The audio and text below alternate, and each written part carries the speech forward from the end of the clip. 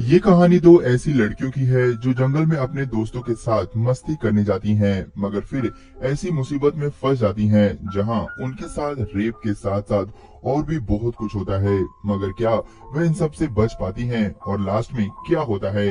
कहानी बहुत ही मिस्टीरियस है।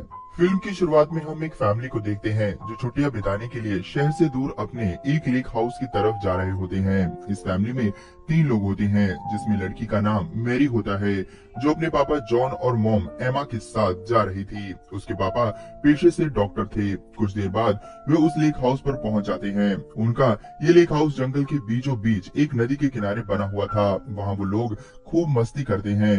एक दिन मैरी अपनी मॉम से अपनी फ्रेंड की जनरल स्टोर की शॉप पर जाने के लिए कहती है। उसकी मॉम कहती है कि यह जगह उनके लिए नहीं है, इसीलिए उसे नहीं जाना चाहिए। लेकिन उसके पापा उसे जाने की इजाजत दे देते हैं, साथ ही उसे कार की चाबी भी दे देते हैं। मैरी बहुत ही खुश होती है और वह अपनी फ्रेंड की शॉप पर चली जाती है। उसकी फ्रेंड पेज उसे देखकर बहुत खुश होती है। वे दोनों बहुत सारी बातें करते हैं। वहीं जस्टिस नाम का एक लड़का उनकी बातें सुन रहा होता है। वह पेज के पास आकर उसे सीरियल का पैकेट मांगता है। पेज उस लड़के से उसकी उम्र पूछती है। वह कहती है कि अगर तुम 18 के हो तब तो मैं तुम्हें ये पैकेट दे दूंगी।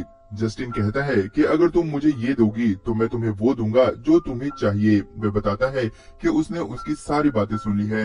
ये जानकर पेज मैरी के साथ जस्टिन के घर जाती है, जहां पेज जस्टिन के साथ उसके घर के अंदर चली जाती है और मैरी उसका कार में इंतजार करती है।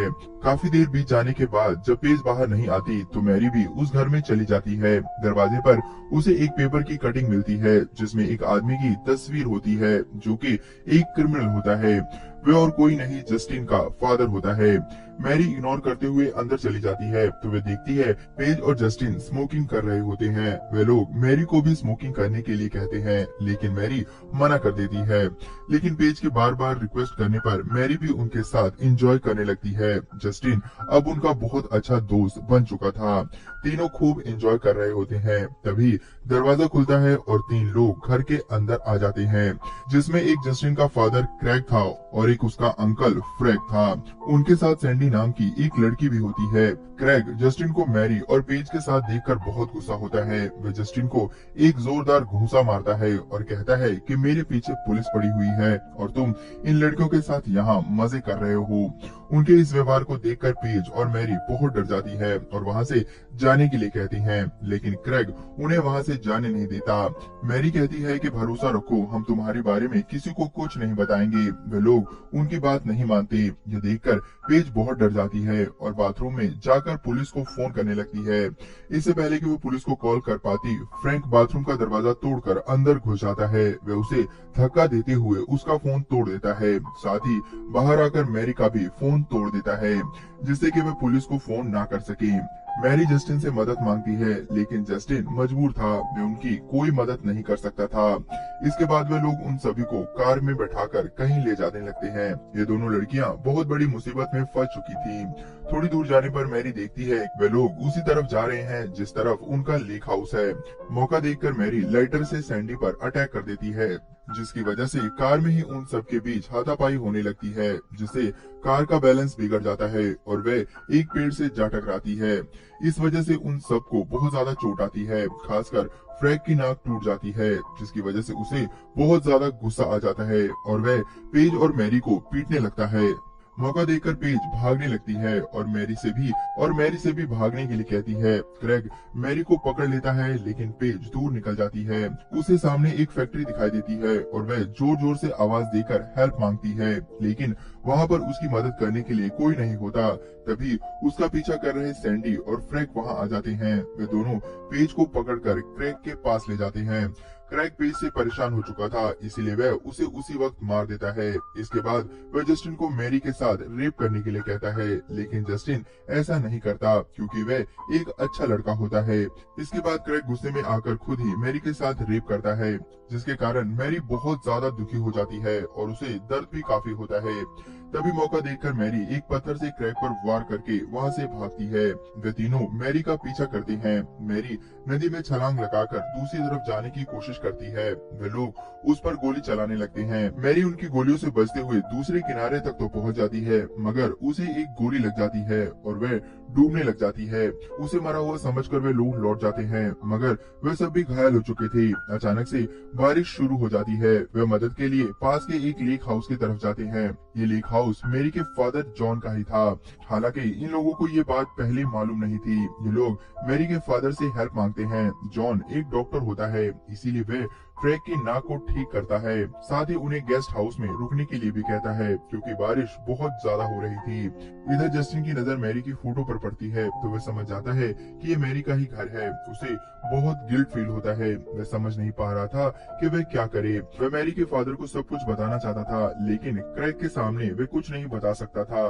जस्टिन के पास मैरी का लॉकेट होता है। वे उसे सभी से छुपाकर किचन में रख देता है, जिससे कि मैरी के घर वाले उसे देखकर समझ जाएं। इधर जॉन और एमा मैरी का फोन ना लगने पर बहुत परेशान थे।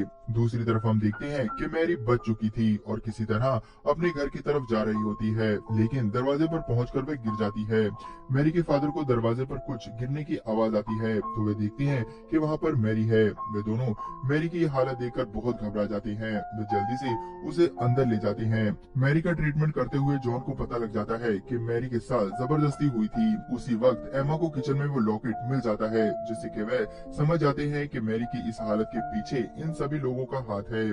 जॉन को ये जानकर बहुत गुस्सा आता है और वह इन सभी से बदला लेने का फैसला करता है। वह एमा से इसके लिए तैयार होने के लिए कहता है। जॉन एक रूम में जाता है जहां बहुत से हथियार होते हैं।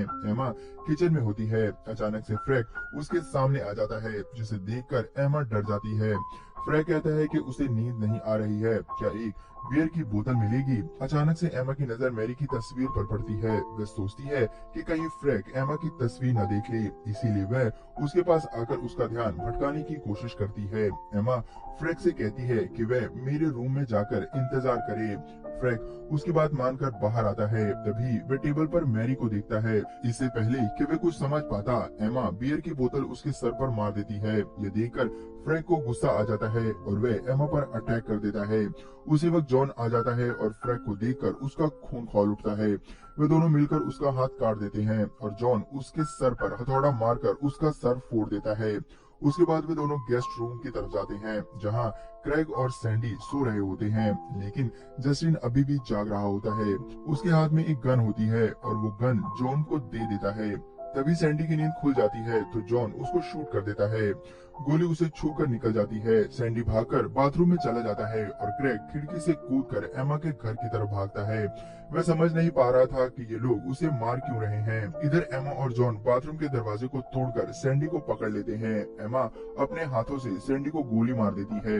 इधर क्रैग जब अंदर आता है तो अपने भाई की लाश को देखता है। उसे बहुत ज्यादा गुस्सा आता है। वह समझ नहीं पा रहा था कि जॉन और एमा उन्हें क्यों मारना चाहते हैं। तभी उनकी नजर मैरी की तस्वीर पर पड़ती है और वह सब कुछ समझ जाता है।